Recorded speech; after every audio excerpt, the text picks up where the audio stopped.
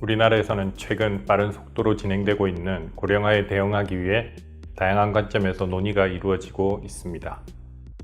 금융적 관점에서는 다양한 형태의 재산에 대한 관리기구로 이용되고 있는 신탁업을 활용하는 방안을 검토해 볼 수 있습니다.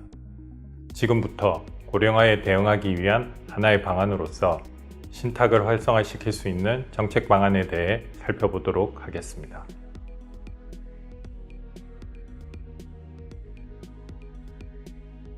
신탁은 신탁 서비스를 요청하는 위탁자와 이를 받아들이는 수탁자의 계약관계를 통해 위탁자가 요구하는 맞춤형 종합 서비스를 장기간에 걸쳐 제공할 수 있는 수단입니다.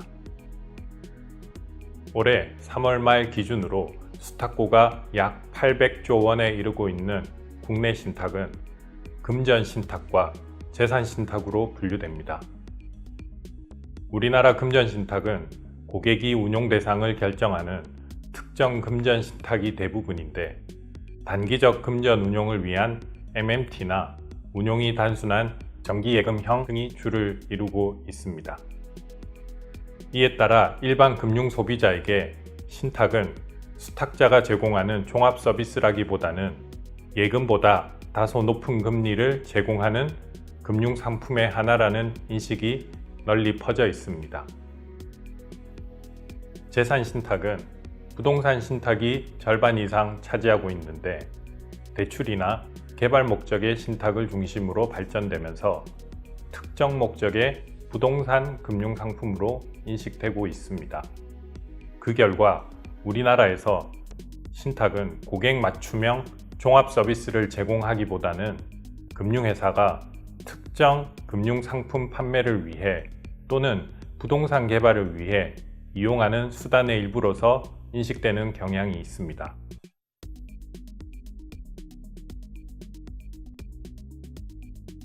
현재 우리나라에서 신탁은 근원적으로 당사자 간의 사적 계약 관계에 대해 규율을 내리는 일반법, 즉 신탁법에 기초하고 있습니다.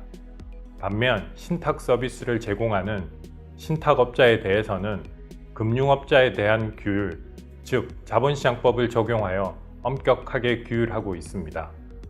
신탁 서비스는 본질적으로 위탁자가 원하는 다양한 맞춤형 서비스를 수탁자가 제공하는 것입니다. 하지만 엄격함을 요구하는 금융업의 규율 체계를 적용받으면서 다소 경직적으로 운영되고 있다고 볼 수 있습니다. 국내 신탁 제도는 시장의 요구를 수용하면서 지속적으로 개선되어 왔습니다. 먼저 2005년에는 단일 계약으로 여러 유형의 재산을 함께 수탁하여 관리할 수 있는 종합 신탁 제도가 허용되었습니다. 또한 2012년에는 신탁법을 개정하면서 수탁 재산의 범위를 확대하고 전반적인 규제를 완화하였습니다. 하지만 이러한 개정 내용이 자본시장법상 신탁업자의 규율 체계에 아직 반영되지는 못하고 있습니다.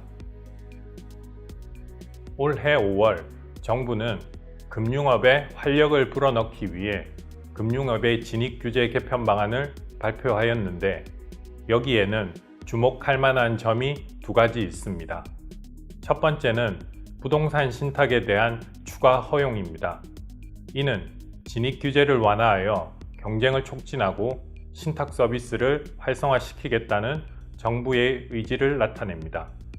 두 번째는 현재 자본시장법처럼 신탁을 신탁 자산의 형태에 따라 분류하지 않고 기능별로 세분화하여 다양한 형태의 신탁 서비스가 제공될 수 있도록 하겠다는 점입니다.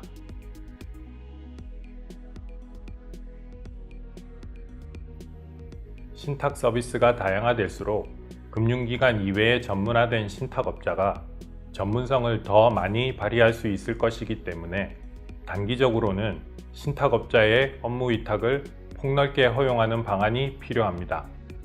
예를 들어 주인이 사망했을 때 반려동물을 돌보도록 설계된 펫 신탁의 경우 반려동물 관련 분야에 전문성을 가진 업자에게 업무를 위탁하여 서비스를 제공하도록 하는 것이 바람직할 것입니다.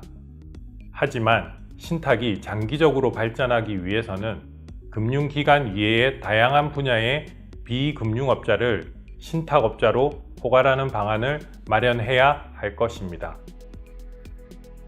현재처럼 신탁업을 금융업의 일부로 한정하고 예외를 허용하는 방식은 규제 속성상 제한이 따르기 때문에 보다 포괄적인 관점에서 개선 방안을 검토해야 합니다. 이렇게 장기적인 시각에서 신탁제도를 본질적으로 개선해 나감으로써 우리나라에서 신탁 서비스가 한 단계 더 진화할 수 있길 기대하겠습니다.